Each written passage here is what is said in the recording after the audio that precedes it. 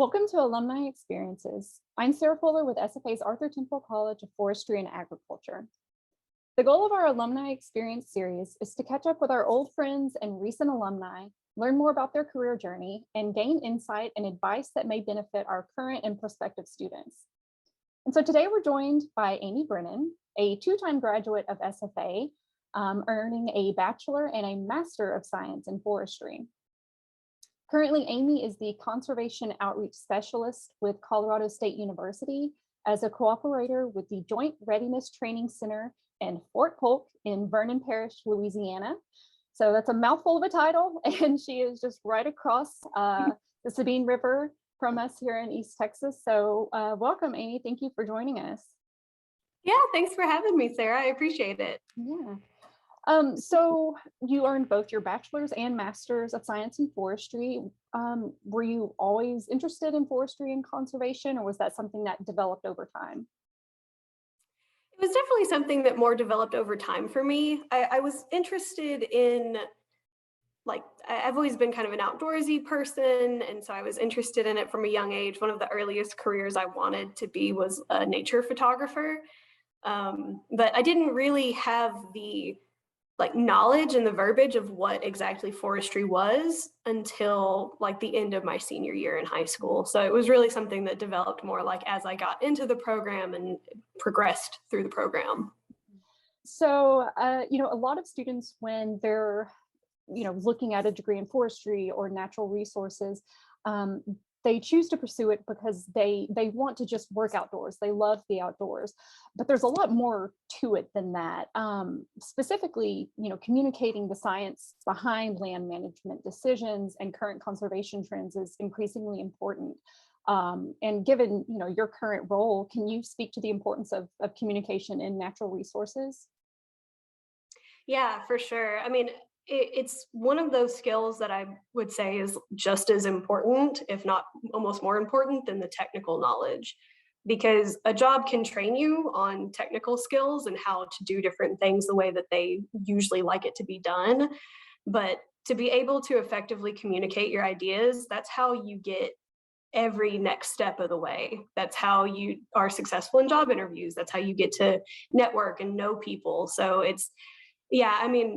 communication and being able to communicate what we do to the public at large is something that is only growing more and more important as we go in time. There's a lot of really bad science communication that's happening right now in our world. And so having people that know the science and are able to tell people about it effectively is, in my opinion, one of the most important things. States.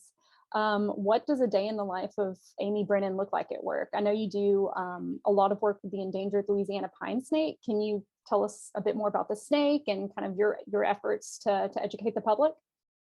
Yeah, for sure. So whenever, because spoiler alert, behind the scenes production to anybody listening, Sarah sent me some of the questions ahead of time so I could prepare.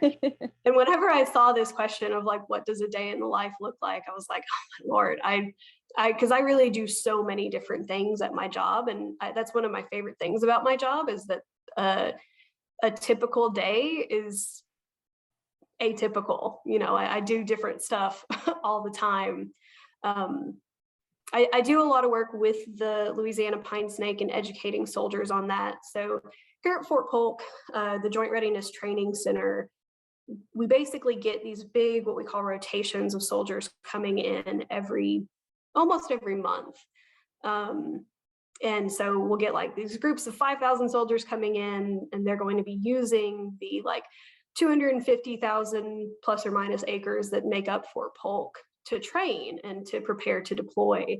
And each of those groups that come in, I get the really cool job of training some of the leadership folks there on all of the environmentally sensitive areas that are here on Fort Polk.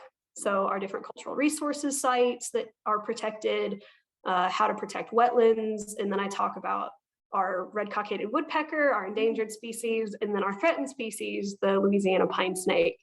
And we have two outreach snakes that we use, animal ambassadors, Mario and Luigi.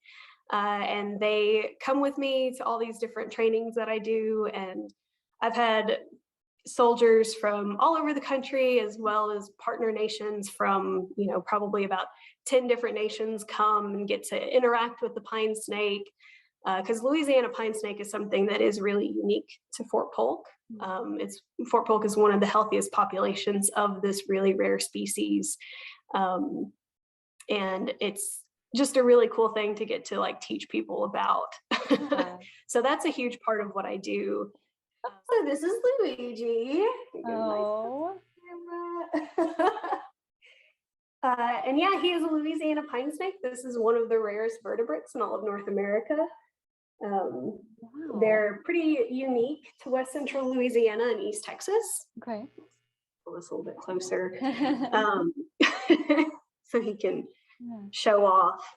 Luigi here is about 9 years old, and he has had a really good life. So he's a little bit hefty as far as pine snakes go.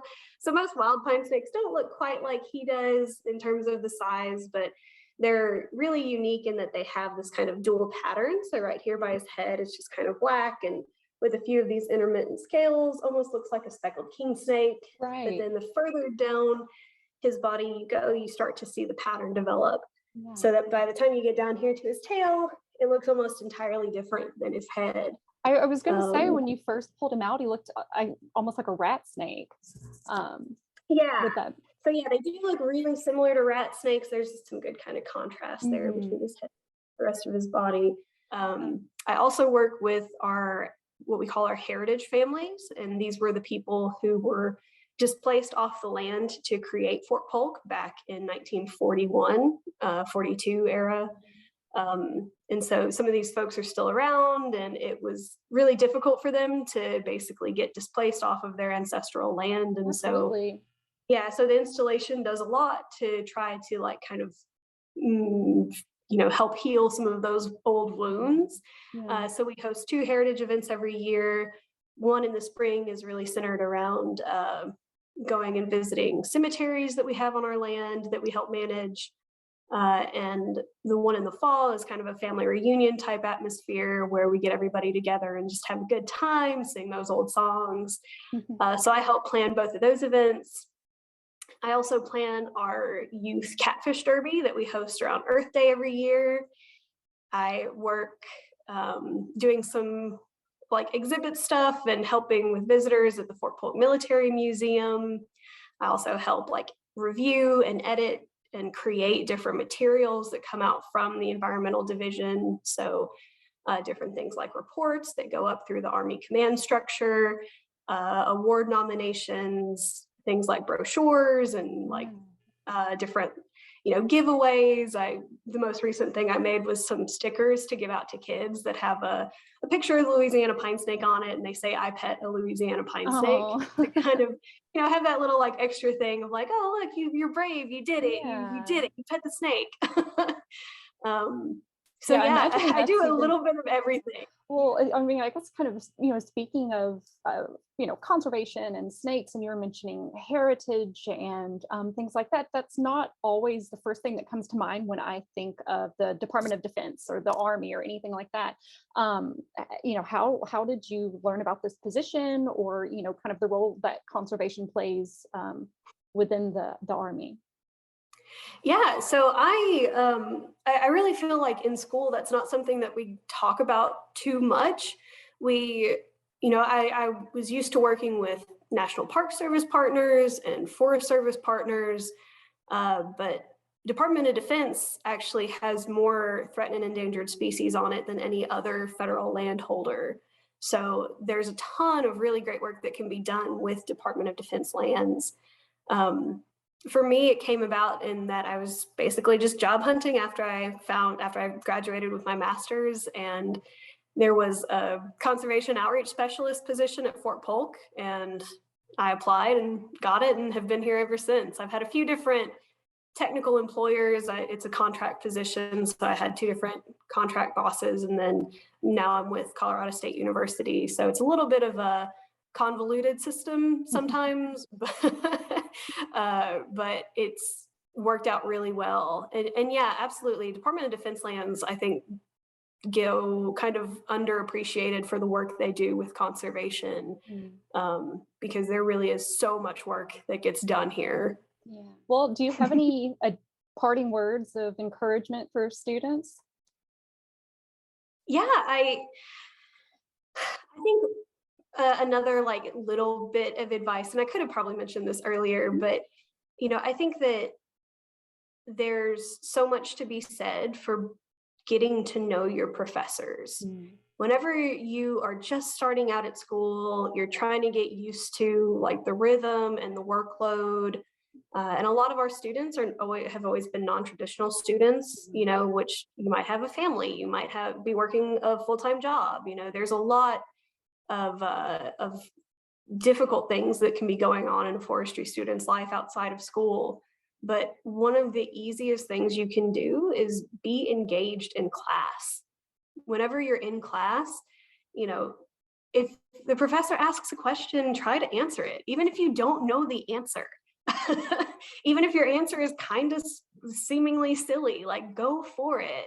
And your professors, the more they know your face, the more they know you, the better it will be for your entire experience. Try to go to office hours if you can, from both the student perspective, and I was a TA for forest ecology. The students that came to me early on in the semester, like just as like a, hey, I wanted to just meet you kind of aside from class, and I have a question about this, even if it's a simple question. Like those are the students that I would remember, and whenever I'm grading their papers, I have that like face to the name, and it really helps from the teacher and TA perspective, and the student perspective, because again, I had all the opportunities I had because my professors knew me, and they thought, oh, we have this opportunity that's coming up, Amy would be good for that. Right. So just go for it. Talk to your professors, and just have a good time while you're in school. Again, I know that it's rough. I know that it's difficult, but don't forget to enjoy your time. And whenever you get out, also make sure that you know your worth. Thanks again for taking time out of your day. I know that, like you said, you're busy and always have something to do. So we really appreciate you being willing to chat with us and kind of catch up. And yeah.